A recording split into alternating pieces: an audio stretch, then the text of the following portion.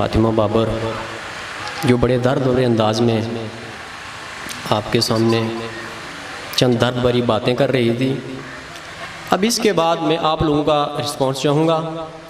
क्योंकि हम भी कश्मीरी हैं, ठीक है, और हम भी क्या चाहते हैं, आज़ादी चाहते हैं। क्योंकि हमारे मुसलमान भाई बॉर्डर के उस पार जो आए दिन शहीद हो रहे हैं, तो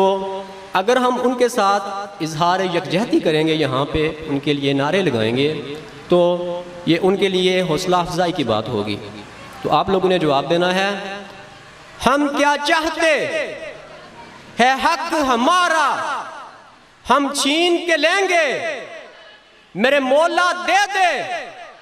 मेरे बच्चे मांगे, मेरे बूढ़े मांगे, है हक हमारा हम छीन के लेंगे, ये कश्मीर मांगे, ये जम्मू हिंदू से लेंगे, मोदी से लेंगे, इंडिया से लेंगे, है हक हमारा हम छीन के लेंगे, मेरे मौला दे दे, बुरहान के सदके हम छीन के लेंगे। हम क्या चाहते